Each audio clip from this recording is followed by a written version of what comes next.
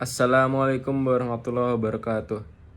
Innal hamdalillah nahmaduhu wa nasta'inuhu wa nastaghfiruhu wa na'udzu billahi min syururi anfusina wa min sayyiati amalina man yahdihillahu fala mudhillalah wa man yudlil fala hadiyalah. Allahumma shalli ala Muhammad wa ala alihi wa azwajihi wa zurriyatihi kama shallaita ala ali Ibrahim innaka Hamidum Majid. Masyirul muslimin rahimahumullah. Hadirin jamaah sholat Jumat yang insya Allah selalu berada dalam naungan rahmat dan hidayah Allah Subhanahu wa taala. Tak henti-hentinya kita panjatkan puja dan puji syukur kepada Allah Subhanahu wa taala yang telah memberikan kita nikmat iman dan Islam. Karunia yang teramat besar yang Allah karuniakan kepada hamba-hambanya. Semoga kita selalu termasuk yang mendapatkan hidayahnya serta berada dalam keadaan iman dan Islam hingga akhir hayat kita. Dan tentunya kita bersyukur kepada Allah atas nikmat berbagai kehidupan yang masih diberikan kepada kita, sehingga pada kesempatan ini kita masih dapat beribadah kepadanya, dapat mengingatnya, serta memujinya. Pujian hanya layak dimiliki oleh Allah Subhanahu wa taala. Alhamdulillah, segala puji hanya milik Allah.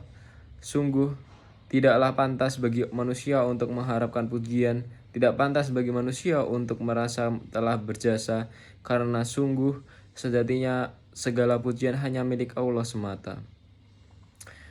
Pada kesempatan yang mulia ini, kami selaku khotib mengajak kepada hadirin sekalian, marilah kita senantiasa meningkatkan keimanan dan ketakwaan kita kepada Allah Subhanahu wa taala. Takwa dalam arti senantiasa berupaya dan berusaha untuk selalu menghadirkan Allah dalam setiap situasi dan kondisi dengan cara senantiasa berzikir dan melaksanakan segala perintahnya. Takwa dalam arti kita senantiasa melibatkan Allah dalam setiap persoalan yang kita hadapi dengan cara berdoa, memohon pertolongan, dan bermunajat kepadanya, sehingga akan menimbulkan ketentraman dan ketenangan dalam setiap kehidupan kita. Hai orang-orang yang beriman, bertakwalah kepada Allah sebenar-benar takwa kepadanya, dan janganlah sekali-kali kamu mati melainkan dalam keadaan beragama Islam. Al-Quran Surat Al-Imran ayat 102.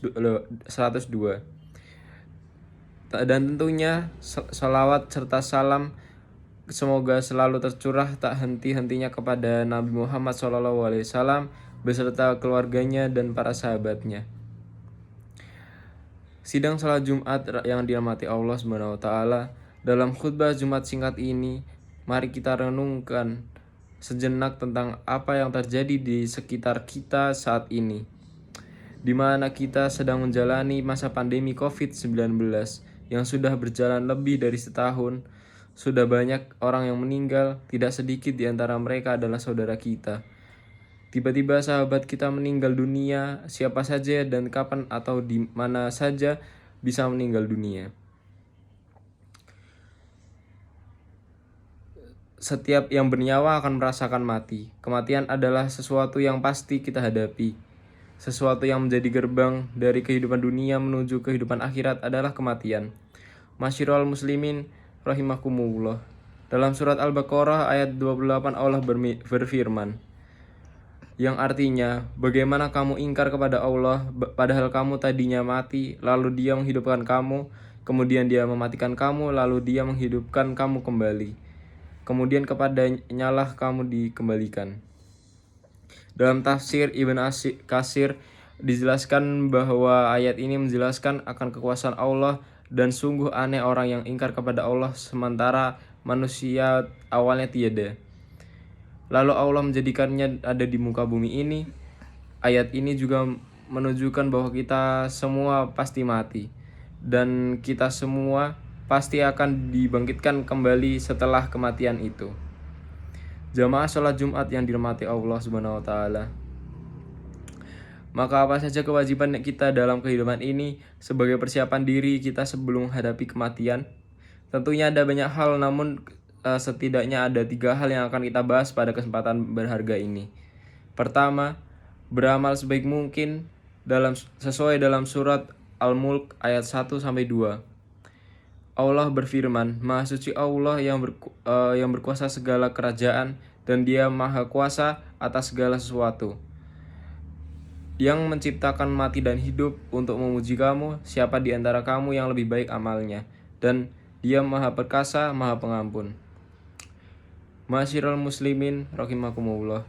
Seperti apakah amalan yang terbaik itu?